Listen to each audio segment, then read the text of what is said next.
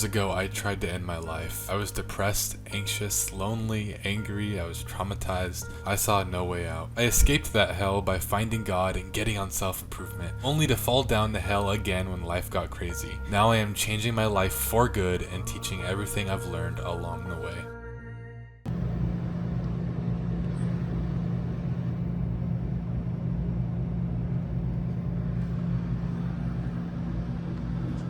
How's it going, guys? It is currently August 27th, 2025. We are heading to the gym. It is chest day. I am excited, although I am very, very tired as well. But I am excited to hit chest, and I don't know. I'm always looking forward to tricep pushdowns. Always looking forward to those. Those are always my favorite. Something I do want to try that I don't think I'll have time to try today, but I've kind of been putting off for a while, is trying I don't remember what they're called. Overhead extensions, I think they're called, where it's like that. Kind of like a on the cable machine. I don't know. I don't know what they're called. I forgot, but I've always wanted to do those. I don't much care for skull crushers anymore. I used to love skull crushers, but I feel like that's a nice variation of that in some way. I am tired. But when am I not, right? When am I not tired? That's just the state of my life 24/7 is being tired. Celsius can only do so much. Levi will be joining us today, by the way. Oh.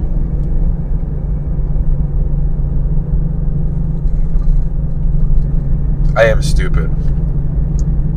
I forgot to bring the other clip-on microphone. So, not that, I don't know. I don't know what the plan is either way. If he's going to be talking or not. I mean, he's my friend. I don't want to just not talk to him, but I really want to make the focal point you guys to talk to. But anyways, we are here at the gym. Let's just hit the workout. I'm just speaking a bunch of gibberish, nonsense, gabagoo. So we're just going to go ahead and work out. Machine press is not too bad. I don't know why, but I struggle with machines. Probably because you've been used to free weights. What? You've been just more used to free weights. Yeah. Something I do really like doing is Smith machine. Because then I feel like I can actually push myself. That have to worry, like, I might switch out the bars. This one is so slippery. slippery.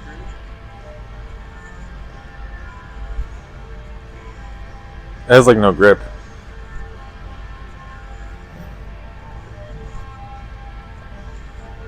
I mean, first of all, you need to work out your own like mental strongholds that you have before you.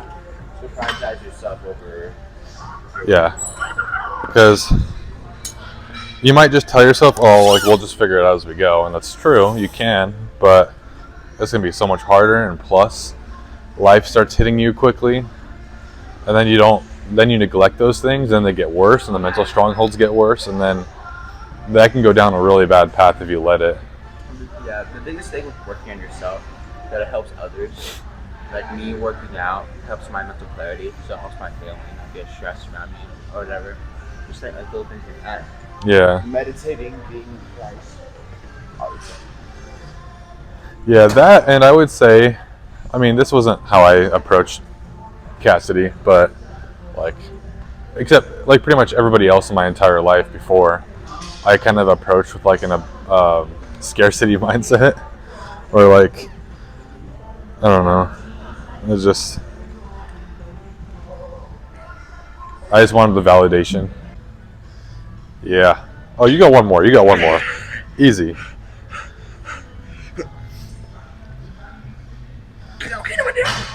Yep. Push. Come on. There you go. All right. The best way to ensure that you get a PR is you chug a Celsius all in one go.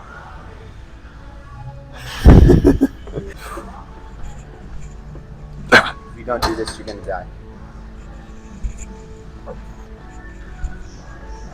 Lightweight, dude.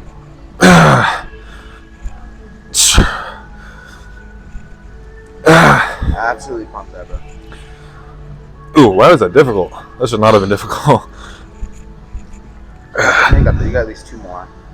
Minimum.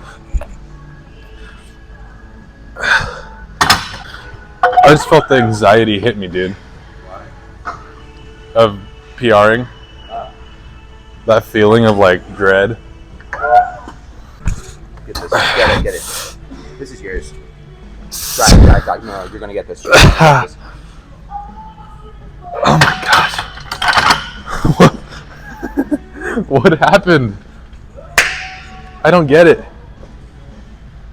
First time here. Levi, you're like poisoning my strength gains or something. What? You're the common denominator, dude. No. I've been drinking birth control water I've been drinking tap water.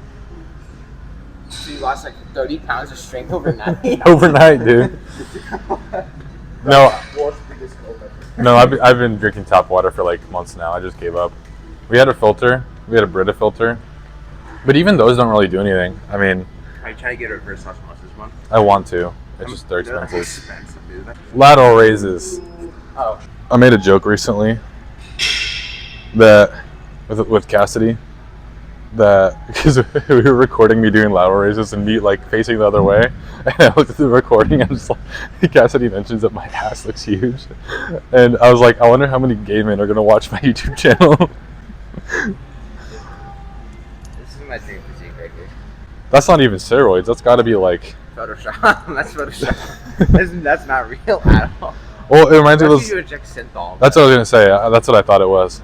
The biggest power up or like cheat code that we have as Christians is praying before your exercise, Really? before your lift, dude. It gives you so much strength because it's almost like, I don't know, like a lot of people are externally like validated by other people, Yeah.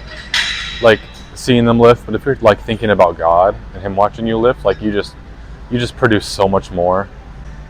I want to see Sam Sulek pray before his workouts. You should start putting your splits in the video. I know.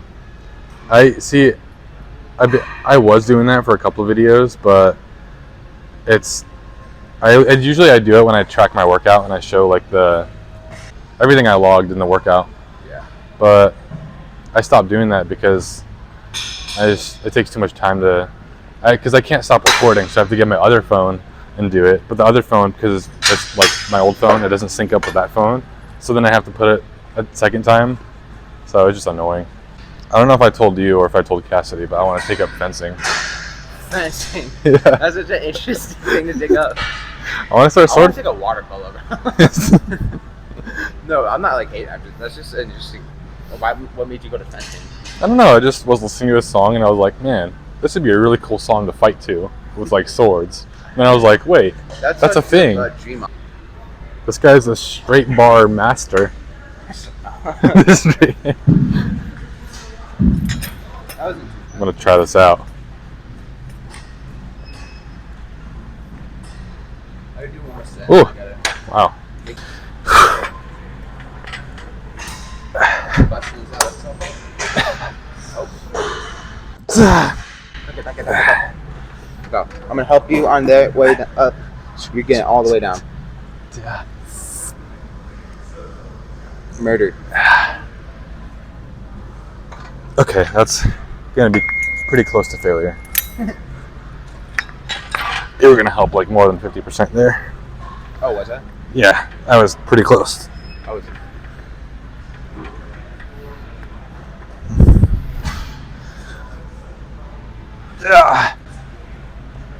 This is the physique you want, man. I know, I'm sorry.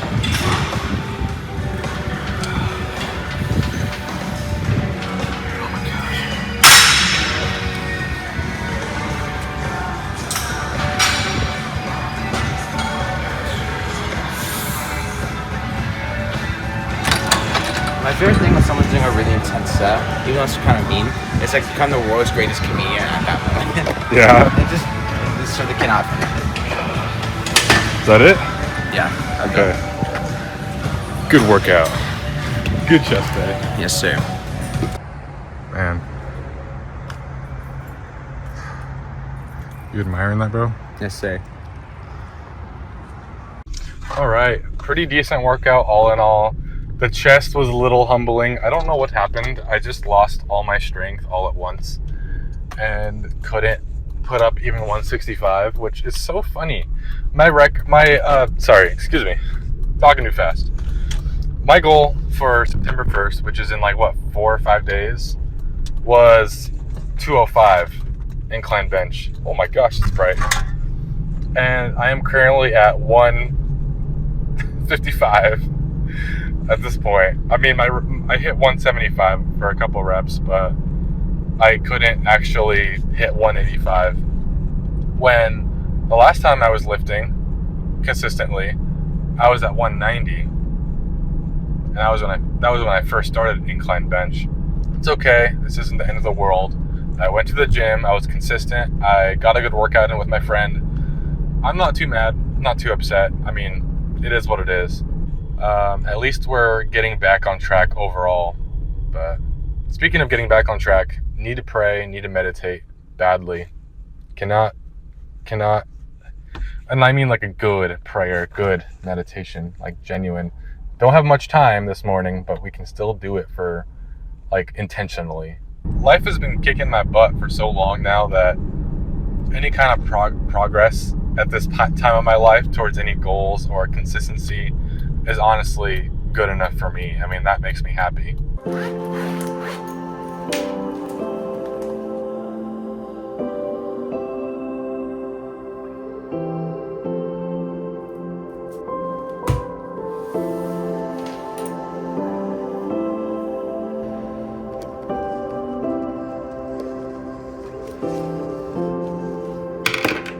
Today I'm feeling very sensitive to just the human life. I know it's a funny way to open this, but this morning actually, I stumbled across something in my camera roll, which was a screenshot of the article of when my friend back in high school died. Actually, I had 2 friends die that year that were high school friends, and one of them died in a car crash, August 10th, I believe, 2022. And I read that, and I just been, ever since that point, I just felt so sensitive to human life. And I also have a really guilty habit, which is not of God, and usually I don't do it because I don't have the time to do it, but it's not good. But I have a habit of, I like body cam videos. I just do. I like seeing police body cam videos, and one got recommended to me, which I didn't expect to be so bad, but it was this guy, basically this officer, getting crushed in between a semi-truck and, a vehicle going 90 miles per hour, and the aftermath of, like, the police responding to that officer, the incident. Holy crap. And I've seen a lot of gore, so I'm not, like, sensitive to gore, but when you're closer to God, especially, you just feel, you're just like, wow, that was a human life. That's a human life we're talking about. That's a soul. That's a human who had emotions and feelings and thoughts and opinions and family and friends and had a first kiss and had intimate moments with people, and now their head is crushed. There's blood everywhere and they're dying, gasping for air.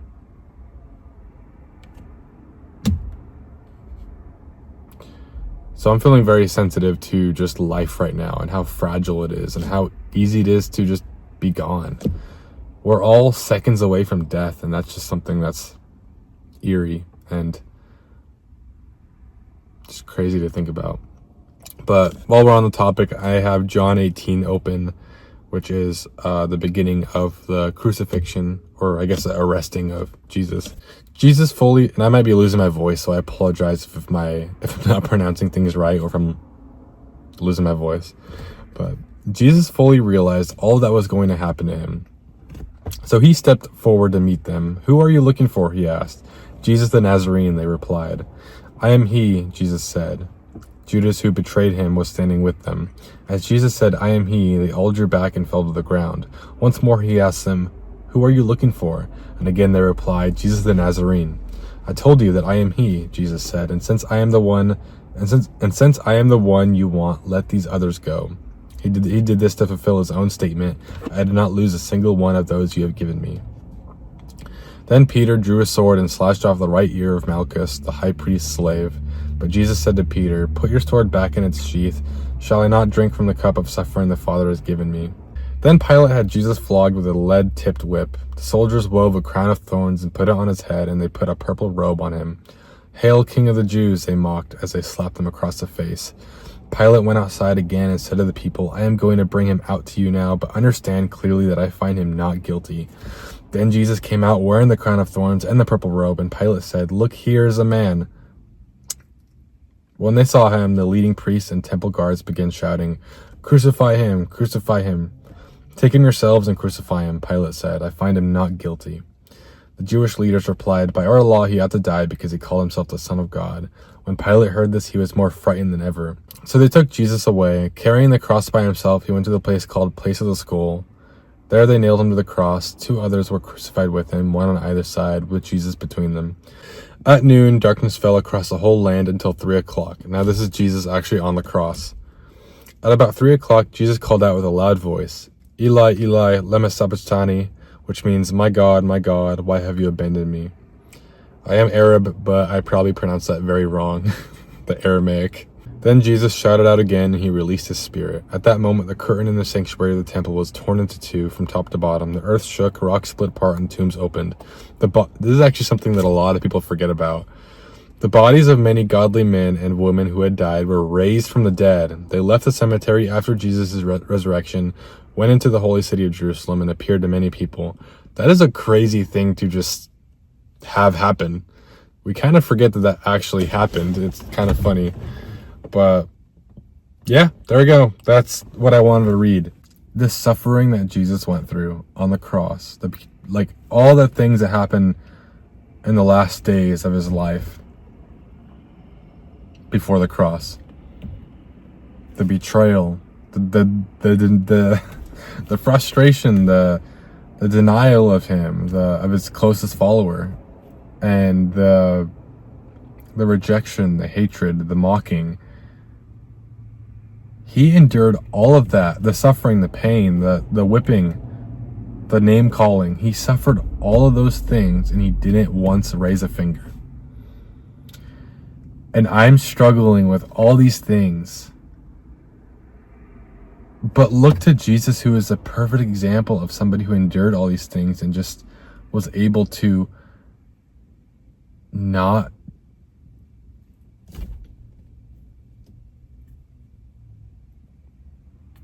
who am I to get angry when somebody looks at me the wrong way, when somebody says something wrong? Humans are going to be humans. People are going to be people. But Jesus suffered so much more than I have. So why do I care? Why am I worried about other people? Why do I complain? I don't know. At this point, I just spent about 5 minutes talking to God and just being grateful for the suffering he went through on the cross as Jesus Christ. Also just rebuking the strongholds I have mentally of thinking negative thoughts and just thinking negatively and feeling negatively about people. And I pray, Lord, that you help all the people watching right now just have a good rest of their day and just be with them, and pray this in the name of Jesus. Amen. Okay, it is time to go over to the habit tracker. This is what it's looking like right now. It's the end of the month. Today is the last day, the 30th, and we have a pretty scattered habit tracker. It's gonna total up to about 47%. If we hit today, then it's gonna be like 49%-ish, somewhere around there. Pretty much all the checks there are my gym days, which is not very good, but also it's interesting because like the gym kind of snowballs everything else. The gym and prayer. Gym and praying to God. 2 most important things. Holy crap. Those things are so important. And when I don't do one of them, everything else goes wrong. So lately, even when I've been going to the gym, I would go overboard on time and then not have time to pray. Been ruining my mornings. And sure, I'll pray like later in the day, but it's not the same as praying in the morning and all that. So gotta do better next month. Still have to hit 60%. Still have to hit all my goals. I still have to hit 205 incline bench. It was a little bold to set some of those goals for 1 month because I'm just now getting back on track, but I just kind of expected more of myself as somebody who was on self-improvement for like 2 years before giving up on it. I kind of just thought that like I'd be more ahead. I'd be able to just get more ahead and be able to get right back on track. And I made pretty decent gym progress. I mean, muscle is definitely growing back, but everything else kind of sucks.